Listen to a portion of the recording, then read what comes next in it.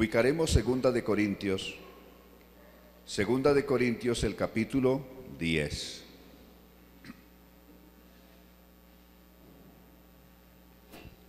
Segunda de Corintios el capítulo 10.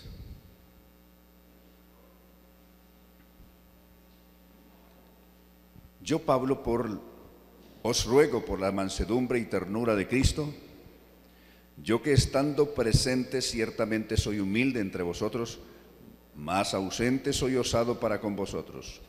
Ruego pues que cuando esté presente no tenga que usar de aquella osadía con la que estoy dispuesto a proceder resueltamente contra algunos que nos tienen como si anduviésemos según la carne.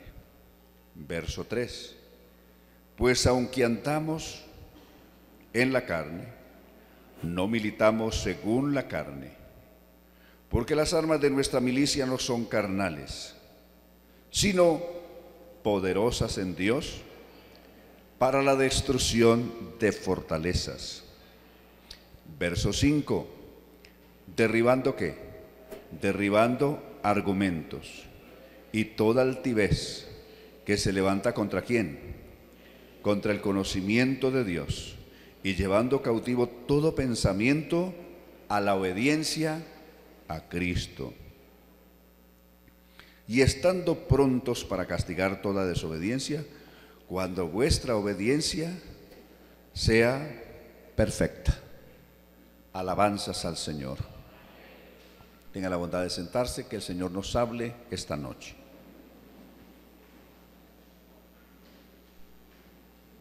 Aparte de realizar el Congreso Escatológico y Mesianismo o Falso Mesianismo, que fue el Congreso de la semana pasada, sobre escatología y falso mesianismo, también, pues a la salida de los cultos, me tocó hacer consejería a algunos jóvenes de la iglesia, universitarios que estudian en diversas universidades de la ciudad de Bogotá, y pues padecen o sufren toda esa presión que le hacen los demás compañeros, profesores y demás, por causa del Evangelio, la hostilidad propia de un mundo enemigo de Dios, generalmente con argumentos de ateísmo, de materialismo, de nadaísmo, en fin, todo esto que buscan poner en duda el verdadero mensaje de Dios y la existencia o la realidad de Dios. La existencia no, pues Dios es la existencia misma. Dios no existe, Dios es la existencia misma. Entonces, me pidieron algunos estudiantes que estaban acosados por todo este sistema en las universidades donde estudian, que por favor les colaborase orientándolos respecto de esto, de cómo tener argumentos y cómo resistir toda esa contrariedad de filosofías y argumentos contrarios a la fe. Y fue una bendición compartir con ellos. Gracias a Dios. Y sobre algo de eso quiero hablar esta noche. Argumentos que se levantan contra el conocimiento de Dios. Ese es nuestro tema. Argumentos que se levantan contra el conocimiento de Dios. El ser humano libra una batalla en su propia mente. La mente es una trinchera usada por el enemigo para trincherarse ahí y comenzar a lanzar sus dardos en contra de Dios, en contra del Evangelio, en contra de la verdad, en contra de la santidad, en contra de la piedad, en contra de todo lo bueno. Esa es la trinchera donde el diablo busca tomar posesión. ¿Dónde se atrinchera la incredulidad? Pues en la mente. diciendo: ¿quién escribió esa Biblia? ¿Quién sabe si eso sí será de Dios? ¿Quién sabe quién fue el que hizo eso? ¿Quién sabe si eso sí será verídico? ¿Quién sabe si eso no se lo inventó este o aquel? Entonces, todo eso, ayudado por la desinformación, si la persona no está informada, entonces, claro, queda en un vacío, borbandeado en su mente con pensamientos contrarios, y aparte de eso, poco instruido o poco informado de la realidad de las cosas. Es fácil presa del enemigo. Una de las condiciones del Hijo de Dios y una de las cosas que la iglesia tiene que hacer hoy, urgentemente, es aprender la palabra de Dios. Si algún tiempo, si en algún momento de la historia, cada uno de nosotros necesitamos estudiar y saber la palabra de Dios, es hoy. Alabanzas a Dios.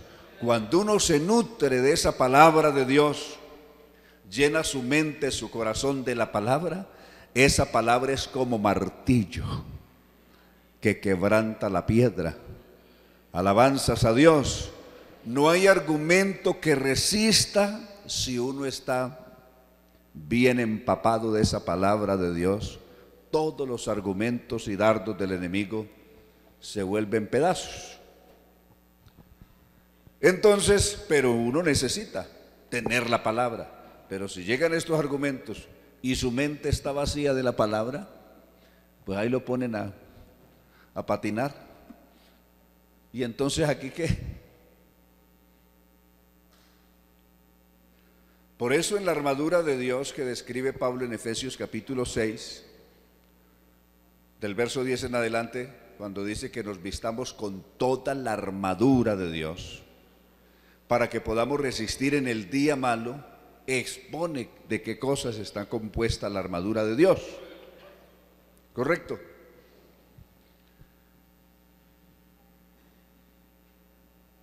Entonces, entre las cosas que hay que tener el yelmo de la salvación, ¿recuerda? Hay que tener ¿qué? La coraza del Espíritu, que si llega la flecha contraria no pase. Hay que tener calzados los pies con el apresto del Evangelio, ¿sí o no? ¿Qué más hay que tener? Hay que tener el escudo de la fe, el escudo de la fe con que podáis apagar todos los dardos. El diablo dispara sus dardos desde una mente incrédula y uno necesita tener el escudo de la fe con que pueda apagar todos los dardos del fuego del maligno. ¿Qué otra cosa hay que tener? La espada del Espíritu, que es ¿qué? La palabra de Dios. Esa palabra hay que tenerla. Por eso hay que, si en algún momento, mire, al compartir con tantas personas estos días, con religiosos de diversas corrientes que he podido compartir estos días, me he dado cuenta en todos los credos que hay gente con una tremenda sed de Dios. ¿Por qué están allí? Porque no conocen más. A mí me tocó a un teólogo que asistió al congreso, todo el congreso, y se fue el sábado muy triste diciendo: me voy con el dolor más grande porque mañana no voy a poder venir porque me toca pues predicar allá en mi iglesia a la que pertenezco, donde pastor, en la escuela dominical. Se ve con el pesar de no poder haber podido el domingo asistir. Pero uno ve la necesidad en toda esta gente. Y viendo esa sed de la gente dije: hola, si la iglesia, si la verdadera iglesia del Señor, nosotros estuviéramos bien nutridos con la palabra, que pudiéramos llegar a esta gente y mostrarles la verdad de Dios a la luz de la Biblia, que ellos pudieran recibir realmente lo que necesitan, el Señor haría una tremenda obra en diversas en todas las organizaciones religiosas, sería una tremenda revolución la que el Señor haría, pero esa revolución la puede hacer el Señor a través de nosotros. Pero si nosotros nos quedamos ahí, ¿cuántos leen la Biblia?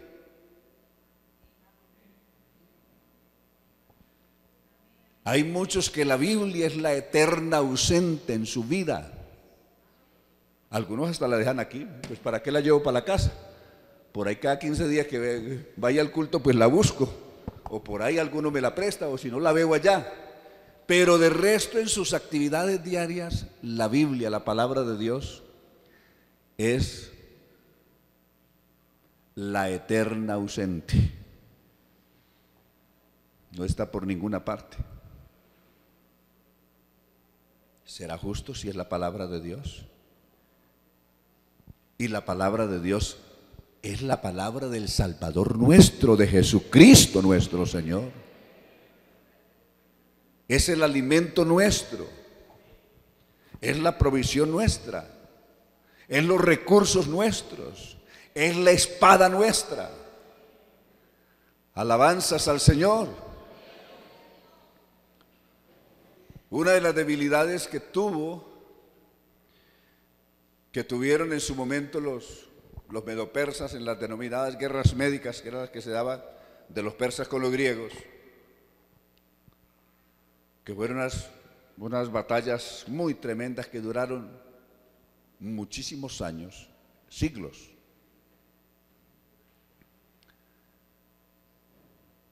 Es que los griegos aprendieron a lanzar unos dardos, unas flechas incendiarias. Y eso, claro, hacían blanco en los barcos enemigos y los incendiaban. El enemigo usa la técnica que usaron los griegos en las guerras médicas, lanzar dardos encendidos. Pero si nosotros tenemos la palabra de Dios y tenemos la fe poderosa en Jesucristo apaga los dardos encendidos que el enemigo lance. Tenemos aquí esta descripción, verso 4. Porque las armas de nuestra milicia no son carnales. Es decir, uno no se enfrenta al diablo diciendo, mire, es que yo soy muy intelectual, mire, yo me enfrento con el diablo diciéndole, es que yo tengo estos créditos académicos. Eso no sirve para nada. Porque si alguno sabe, el diablo sabe más. Tal vez por viejo o por lo que sea, pero sabe más. ¿Correcto? Entonces uno no se puede ganar al diablo con argumentos humanos. ¿Correcto? Con armas humanas. Hay que ganarle con las armas de Dios. Alabanzas al Señor. Entonces las armas de nuestra milicia no son carnales. ¿Qué es lo que son entonces? Las armas de nuestra milicia son poderosas en Dios. Note, son poderosas en Dios. ¿Para qué? Para destrucción de fortalezas. Fortalezas en la Biblia son dos cosas y en la historia. Murallas con las que protegían las ciudades antiguas de ejércitos enemigos. Y fortalezas también son castillos, esos castillos que se construían y sus paredes eran de piedra. Los castillos esos, palacios antiguos que se construían, y eso para resistir las máquinas que lanzaban piedra. Una de las primeras armas que inventó el ser humano que revolucionaron las guerras fue cuando inventaron una lanzadora de piedra, una máquina que lanzaba piedras grandotas, que es la que antecede a lo que después serían los cañones. Entonces, si era una construcción sencilla, pues la demolían a piedra. Para eso hicieron esos castillos que se conocían también como fortalezas. Más tarde, cuando ya vino la pólvora y eso, entonces esos castillos tenían unos orificios y por esos orificios aparecía la boca de un cañón.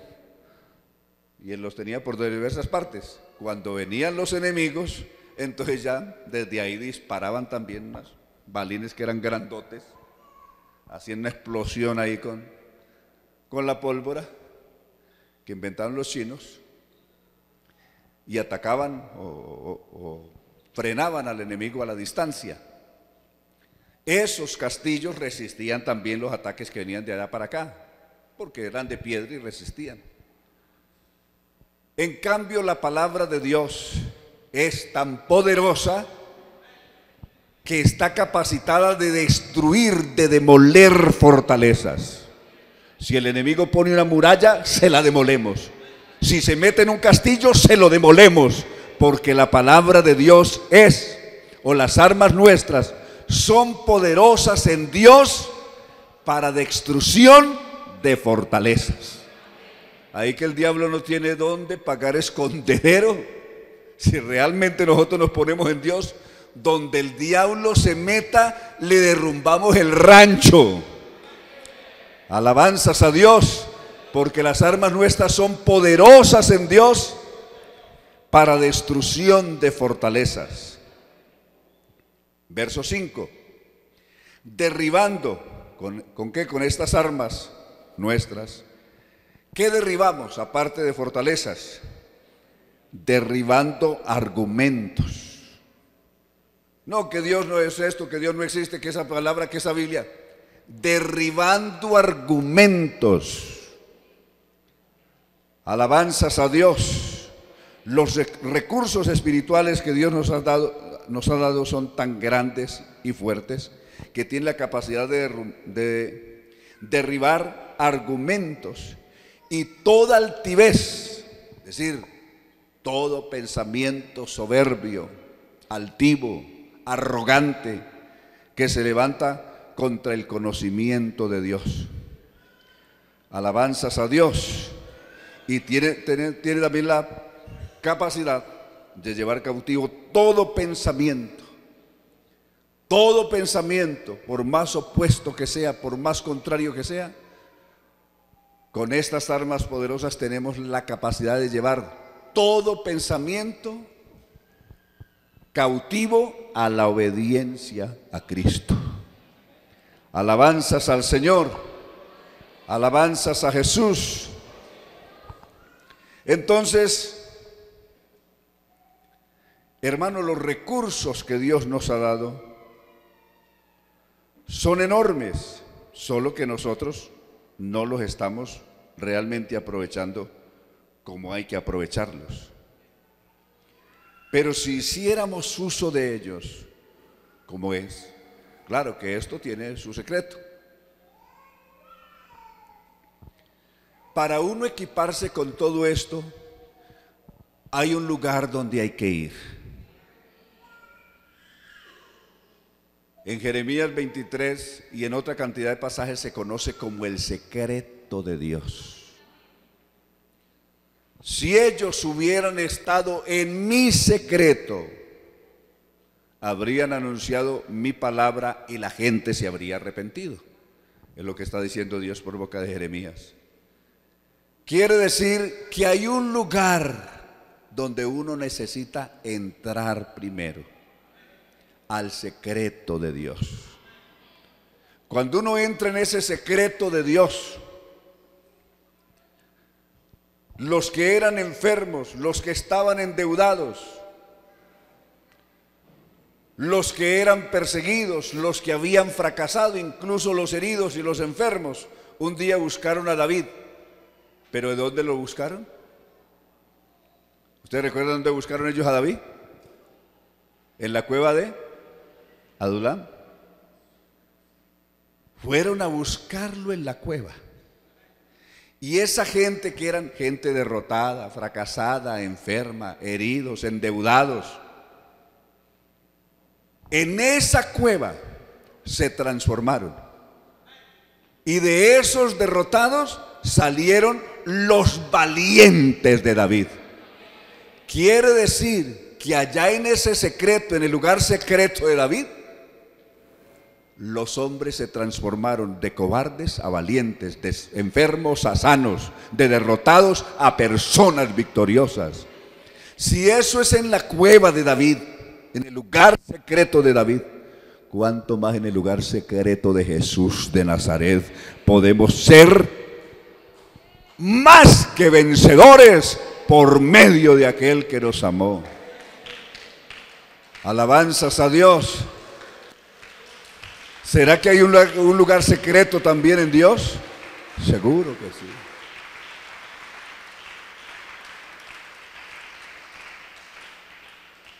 Incluso para ir a David había una senda secreta, un camino secreto, ¿ustedes recuerdan? En 1 Samuel capítulo 25. Había un lugar secreto para ir a David. ¿Quién supo de ese lugar secreto para ir donde estaba David? Abigail. Sabía que había un lugar secreto, una senda secreta para ir a David. Pues hay un camino secreto para ir a Jesús. Hay un lugar secreto, se llama el santuario de Dios. Salmo 73, 17. Hasta que entrando estuvo borbandeado por esos pensamientos enemigos de Dios. Si Dios fuera justo, haría que si Dios fuera bueno y existiera, haría que los justos tuviéramos abundancia de riqueza. Pero ocurre lo contrario, que son los impíos los que mejor les va económicamente. En cambio, a los justos les falta todo. Ese es el Salmo 23. Este salmista está siendo borbandeado por esa cantidad de pensamientos. Aquellos impíos no les falta nada, lo tienen todo, de lo que se antojan lo tienen y lo alcanzan con creces. En cambio a los justos les falta todo. Está siendo borbandeado por todos esos pensamientos, hasta que el hombre se acuerda y dice: ¿sabe qué? Necesito urgentemente entrar en el lugar secreto de Dios. Alabanzas a Dios. ¿Dónde puedo encontrar respuesta a todos esos interrogantes, a todos esos pensamientos que se le han levantado contra Dios y contra su justicia? En el secreto de Dios, en el santuario.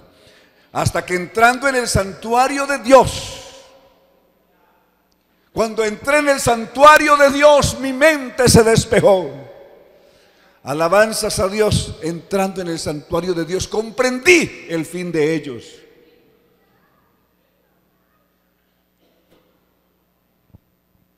(73, 17). Comprendí el fin de ellos. Ciertamente en deslizaderos los has puesto y en deslizaderos los harás caer. Y más adelante dice: hasta que entrando en el santuario, ciertamente los has puesto en deslizaderos y en asolamiento los harás caer. Avance. Y luego hace esta exclamación: ¿cómo han sido asolados de repente? Hola. Perecieron, se consumieron de terrores esos que parecía tenerlo todo. Y cómo todo se les acabó en un momento. Alabanzas a Dios. Como sueño del que despierta, así, Señor, cuando despertares, menospreciarás su apariencia. Cuando él vio eso, se llenó de amargura mi alma y en mi corazón sentía punzadas. Y luego, mire cómo se ve ahora. Tan torpe era yo que no entendía. Era como una bestia, como un caballo, como un burro delante de ti. Así se había cerrado mi mente. La gente que da lugar a esos pensamientos contrarios es porque su mente se ha embrutecido y ha quedado como la mente de una bestia. Con todo, es decir, a pesar de mi terquedad y a pesar de mi falta de razonamiento, que llegué a ser como un animal irracional, con todo, a pesar de todo, yo siempre estuve contigo. Me tomaste de la mano derecha, me has guiado según tu consejo. Y después de esto, ¿qué va a pasar? Me recibiráis en gloria. Y luego dice, ¿a quién tengo yo en los cielos sino a ti? Realmente, si tuviera todos los millones y todas las riquezas de esta tierra, me muero y me voy para el infierno, ¿cuánto me llevo? Si tuviera todos los placeres y viviera en todos los placeres bacanales de este mundo, pero me muero y me voy a la eternidad sin Dios, ¿cuánto gané? Por eso se pregunta, ¿quién tengo yo en los cielos sino a ti? Alabanzas a Dios. En los cielos solo tenemos a Jesús. En los cielos solo tenemos a Jesús. En los cielos solo tenemos a Jesús. ¿A quién tengo yo en los cielos sino a ti? Y fuera de ti, y fuera de Jesús, nada deseo en la tierra. Alabanzas a Dios. ¿Por qué lo de la tierra no es trascendente? Aquí simplemente necesitamos cositas mientras nos vamos. Por más dinero que una persona tenga, solamente se puede poner un vestido. Por más dinero que una persona tenga, solo se puede comer un plato de comida, salvo que sea pues un gran comilón y se coma 5. ¿O cuántos es? 6. 6.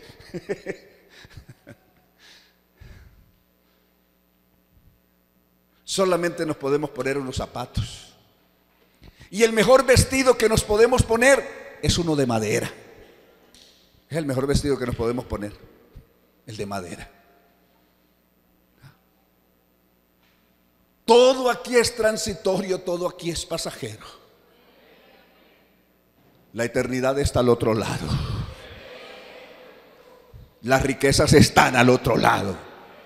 La gloria está al otro lado. La felicidad está al otro lado. Las verdaderas riquezas están al otro lado.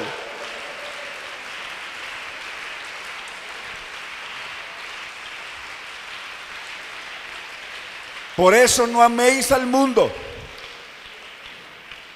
ni las cosas que están en el mundo. A ver, regáleme para terminar ahí, Primera de Juan, capítulo 2, verso 14 en adelante. Estas cosas os escribo.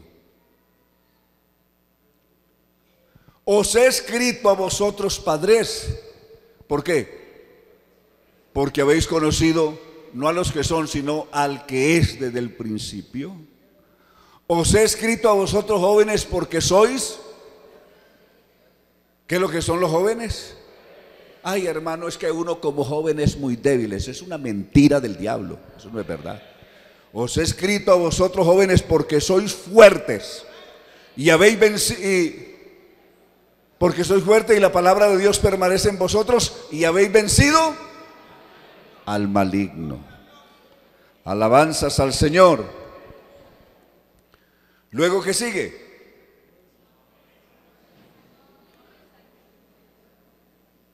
No améis al mundo, ni las cosas que están en el mundo. Si alguno ama el mundo, el amor del Padre no está en él. Porque luego describe en tres aspectos se describe lo que es el mundo. Porque todo lo que hay en el mundo, se resume en tres cosas. Esas tres cosas son los deseos de la carne, esos deseos de fornicación, de adulterio, de licor, de droga, lo que sea. Los deseos de la carne. 2, los deseos de los ojos, que es la vanidad. Toda la vanidad. Y la vanagloria de la vida. Esa sed de fama, de ser reconocido, de recibir honores. Y la vanagloria de la vida no proviene del Padre. Entonces, ¿de dónde provienen? Provienen del mundo. Y el mundo pasa y pasan sus deseos. Mira lo quietecito que están los muertos allá en el cementerio. Ninguno se preocupa por la vecina que tenga ahí al lado, ni ninguna por el vecino, aunque solamente está a unos centímetros de distancia. ¿Ah? Y ninguno llama al estilista para que le haga un corte. ¿Ah? Claro. Todo eso es pasajero.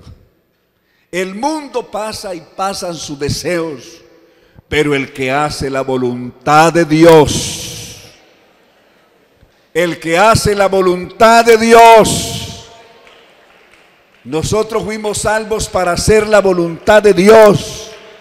Nosotros fuimos comprados en el Calvario para hacer la voluntad de Dios. Nosotros hemos sido separados del mundo para hacer la voluntad de Dios. Nosotros el día que nos arrepentimos de corazón, ese día renunciamos a todo lo nuestro para hacer la voluntad de Dios. El día que fuimos bautizados en el nombre de Jesús, fuimos sepultados para nunca más hacer la voluntad nuestra, sino la voluntad de Dios. ¿Es verdad o no? Una alabanza al Señor. Les ruego, estén de pie, vamos a darle gracias a Dios, hermanos, que no se nos olvide nunca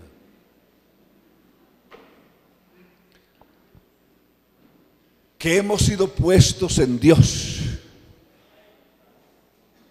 no para vivir claudicando, que el Evangelio no es un cuentico de hadas, que la palabra de Dios no es una historieta.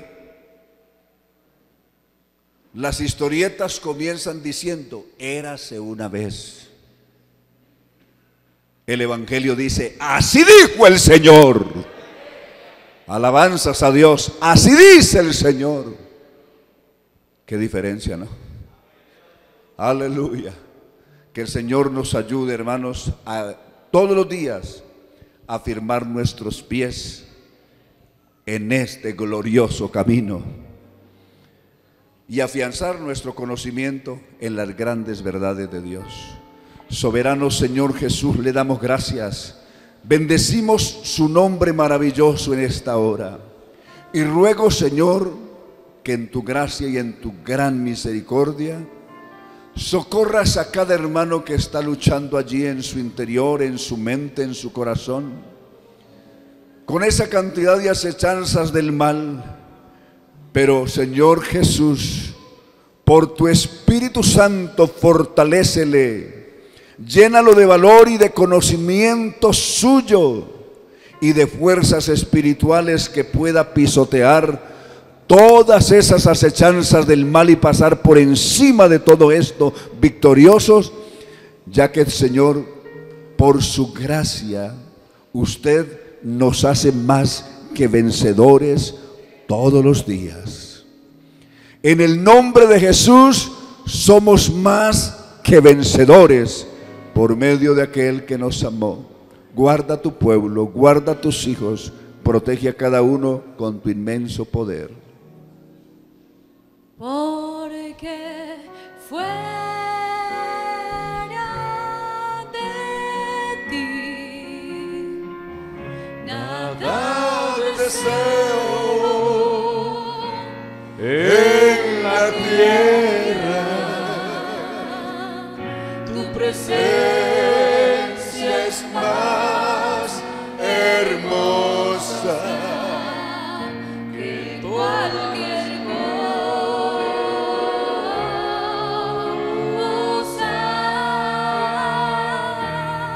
porque fuera de ti nada deseo en la tierra, tu presencia es más hermosa que cualquier cosa.